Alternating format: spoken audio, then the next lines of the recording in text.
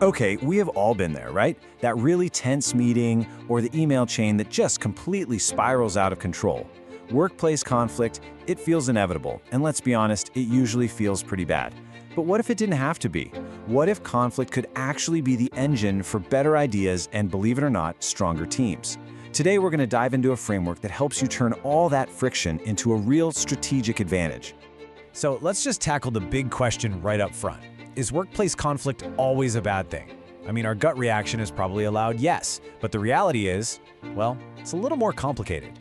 Unchecked conflict? Yeah, that's absolutely destructive.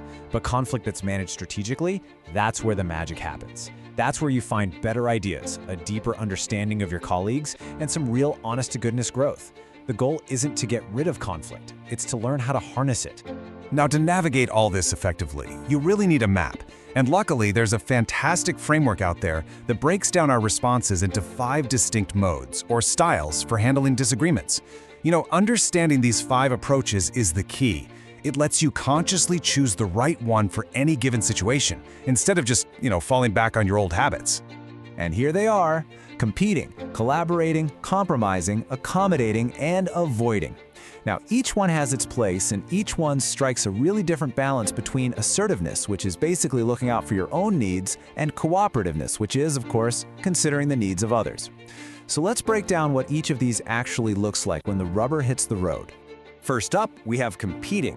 Just think of this one as the I win, you lose approach. It's super high on assertiveness, but really low on cooperation. You're laser focused on your own goals, sometimes at the expense of everyone else's. Now, this can be necessary, right? Like when you need a quick, decisive action in an emergency, or you have to enforce a really unpopular but critical rule. But here's the warning. If this becomes your go-to style, it will burn through trust and seriously damage your team's relationships. Now, on the total opposite end of the spectrum, you have collaborating. This is the ultimate win-win scenario we all dream of. It's both highly assertive and highly cooperative. So instead of just pushing for your own way, you're actually working with the other person to find a creative solution that fully satisfies everybody. This is perfect for those really complex problems where you need everyone to be bought in. It definitely takes more time and energy, but wow, the payoff is huge. A much stronger solution and a better relationship moving forward. And right there in the middle, we've got compromising. This is your classic split the difference or let's meet halfway tactic. It's moderately assertive and moderately cooperative. The deal is, nobody gets everything they want, but hey, everyone gets something. It's a really fast and practical solution. When the stakes are kind of medium, you need to move on, and a perfect win-win just isn't in the cards. Next up is accommodating. This mode is unassertive but highly cooperative. It's basically the you win, I lose approach. Here, you're putting the other person's needs entirely before your own.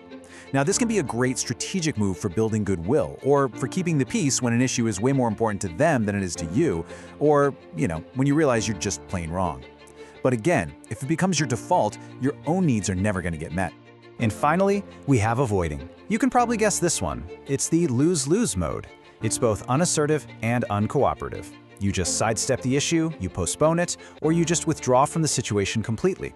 Look, sometimes it's smart to let things cool down, or if the issue is truly trivial. But let's be real. Most of the time, avoiding conflict just means the problem is going to fester and probably get a whole lot worse. So let's just put this all together for a second.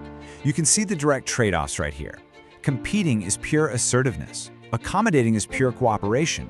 Avoiding is just a retreat from both, while collaborating demands a high degree of both. And compromising, well, it splits the difference. The big takeaway here isn't that one of these is best, it's that you have a full toolkit. The real skill is knowing which tool to pull out for which job.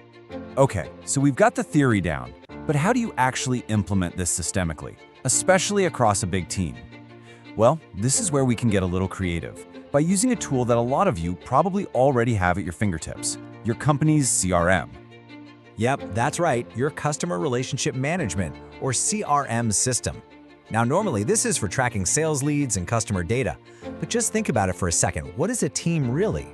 It's just a set of internal relationships. So why not use this incredibly powerful piece of software to manage internal dynamics and keep an eye on team health? Just imagine this for a second, using a CRM to log key interactions between people, making little notes on their communication preferences, even documenting which conflict resolution modes were used in a certain situation and what the outcome was. This creates an invaluable organizational memory. It lets managers and teams proactively manage relationships instead of just putting out fires all the time. It really helps turn the art of conflict management into a data-informed strategy. All right, so we've covered the 5 modes and even a pretty high-tech way to track them. But at the end of the day, the single most important tool in all of this is your own self-awareness. Real progress, it always starts with understanding your own default settings. So let's bring this all back to you. So I'll leave you with this one final thought. Which of these 5 modes is your go-to? When the pressure is on, do you tend to compete, to avoid, or maybe to accommodate? And the really important question is that default style actually serving you and your team? Because understanding your own patterns is the very first step toward consciously choosing the right mode for the right conflict at the right time. And that is the real secret to strategic harmony. Thanks for tuning in.